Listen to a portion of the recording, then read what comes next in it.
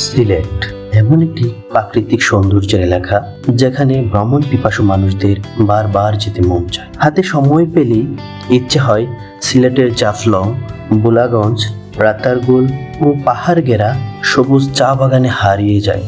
সুপ্রিয় দর্শক, আজকে আমরা জাফলং, লালাখাল, মায়াবী ঝর্ণা, হরিপুর আগুন পাহাড়, তামাবিল স্থলবন্দর, খাসিয়া পল্লী সহ বাকি যে স্পটগুলো আছে সবগুলো ঘুরে দেখব ও পাখির মাংস খাবো।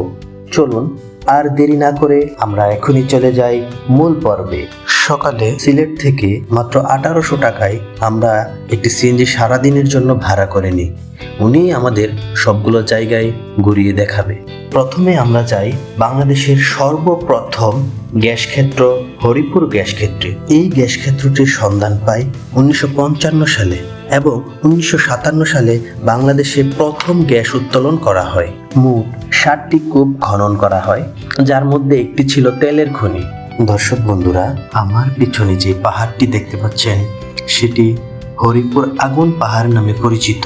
পাহাড়ের গায়ে আমরা যে ছিদ্রগুলা দেখতে পাচ্ছি, যখন গ্যাসের আধিক্য থাকে তখন এই ছিদ্রগুলোর মধ্যে ম্যাচ মারলে আগুন জ্বলতে দেখা যায়। বিশেষ করে রাতের বেলা একটু ভালোভাবেই দেখা যায়। এই যে বালুর মধ্যে আমরা যখন কাঠি দিয়ে নাড়াচাড়া দিচ্ছিলাম তখন খুব স্পষ্টভাবে আগুন দেখা যাচ্ছে। আপনারা একটু লক্ষ্য করলে ভালোভাবে দেখতে পারবেন। বিষয়টি খুবই আশ্চর্যজনক। স্থানীয় লোকদের কাছ থেকে জানা যায় বালির কণার ফাঁকে ফাঁকে গ্যাস আছে, যার কারণে বালিতে নাড়া দিলে বালিগুলা গরম হওয়ার কারণে আগুন জ্বলে যায়। এই যে টিস্যুটি দেওয়া মাত্রই আগুন ধরে গেছে। বিষয়টি এতই আশ্চর্যজনক, আপনি যদি নিজের চোখে না দেখেন তাহলে কখনোই বিশ্বাস করা সম্ভব না। সত্যি আল্লাহর কি অপরূপ লীলা খেলা।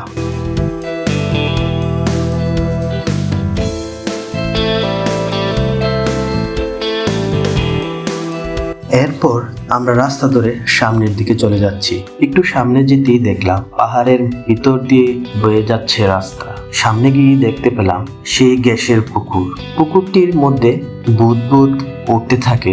স্থানীয় লোকদের কাছ থেকে জানা যায় এগুলো গ্যাসের প্রভাবের কারণে এমন বুদবুদ হয়।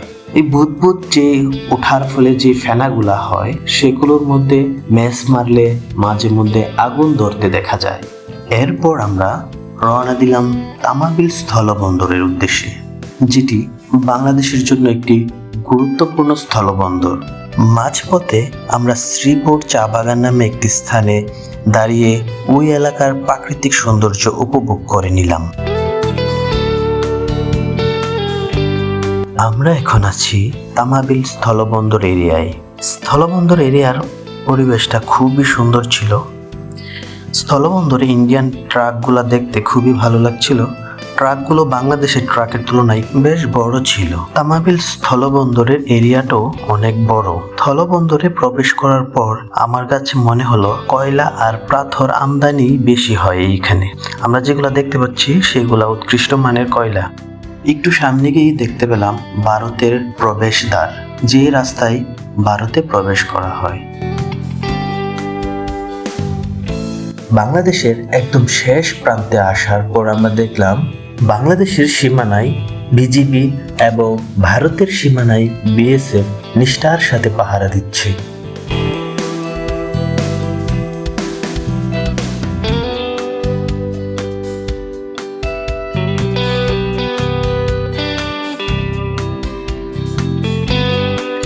তামাবিল বন্দর থেকে 4 কিলোমিটার দূরে অবস্থিত জাফলং।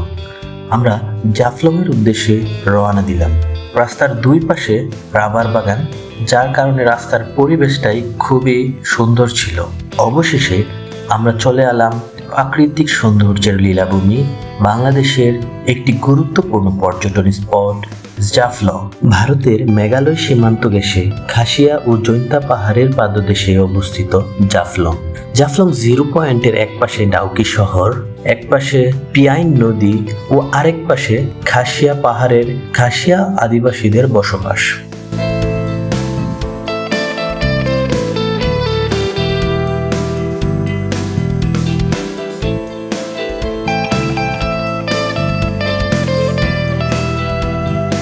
জাফলং পাহাড় থেকে নামলেই আমরা যে স্থানটি দেখতে পাই সেটির নাম জাফলং জিরো পয়েন্ট। পাহাড় থেকে নামার পর আমরা দেখতে পাই বিশাল পাথরের সমুদ্র। এত বেশি পরিমাণ পাথর দেখলে মনে হয় চারপাশ শুধু পাথর আর পাথর। সাইনবোর্ডটির ওপাশে আমরা যে স্থানগুলা দেখতে পাচ্ছি ওইগুলা ভারতে অবস্থিত। পাশেই যে নৌকাগুলা দেখতে পাচ্ছি ওইগুলাও ভারতে অবস্থিত। এই যে আমরা দেখতে পাচ্ছি বিএসএফ পাহারা দিচ্ছে।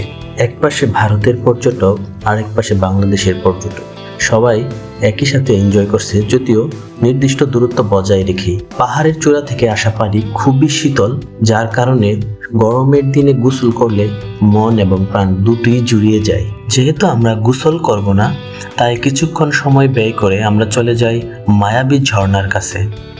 অনেক দর কষাকষির পর একজন নৌকাওয়ালাকে 400 টাকায় রাজি করিয়ে চলে যাই পিয়াইন নদীর ওই পার থেকে আমরা হেঁটেই চলে যাব খাসিয়াপল্লী ও মায়াবী ঝর্ণাতে।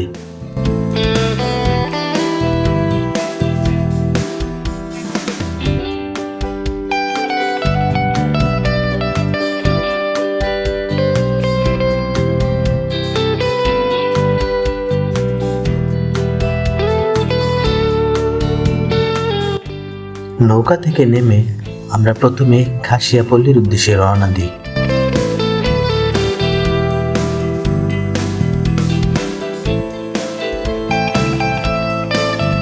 খাসিয়াপল্লী ঢুকতেই প্রথমে চোখে পড়ে খুব বড় বড় সুপারি গাছের মধ্যে পানের গাছ। এই পান বাগানগুলো দেখতে আসলেই খুব চমৎকার। খাসিয়াপল্লীর ভিতরের রাস্তাগুলোর দুই ধারে পাতাবাহার গাছে সাজানো, ছবির মতোই দেখতে ওদের গ্রামগুলো।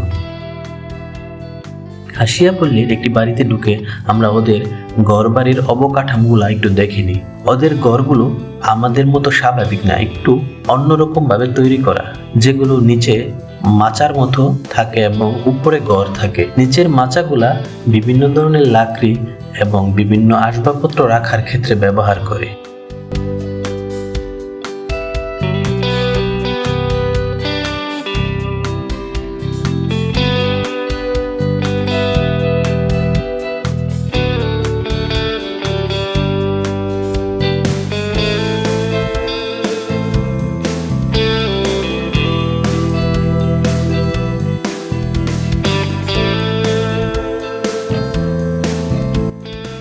খাসিয়াপল্লী থেকে আমরা চলে যাই মায়াবী ঝর্ণার উদ্দেশ্যে। আমরা এখন চলে এসেছি সেই জাফলংয়ের বিখ্যাত মায়াবী ঝর্ণা। আমরা নভেম্বর মাসের শুরুতে আসায় এখন বর্ষার সিজন না হওয়ায় ঝর্ণাতে তেমন পানি নেই, খুব অল্প অল্প পানি পড়তেছে। এটা দেখেই আমরা শান্তি। তো আমরা আর সময় ব্যয় না করে চলে যাই এখন আমরা লালাখালের উদ্দেশ্যে।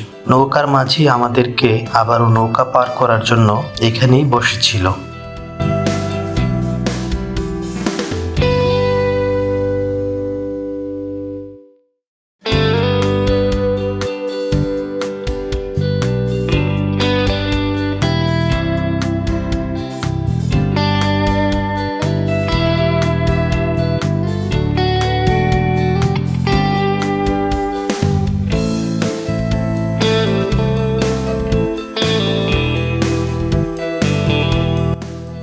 এখন আমরা চলে এসেছি লালাখালে।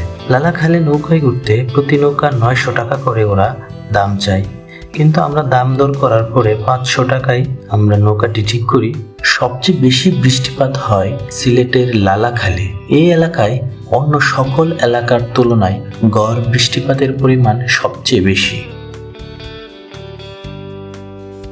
তো এখন আমরা আজকের সারাদিনের খরচটা একটু বলে নিই আপনাদের। যেহেতু আমরা 5 জন ছিলাম, সিএনজি ভাড়া করেছি 1800 টাকায়, জাফলংয়ে নৌকা ভাড়া করেছিলাম 400 টাকায়, লালাখাল নৌকা ভাড়া করেছিলাম 600 টাকায়।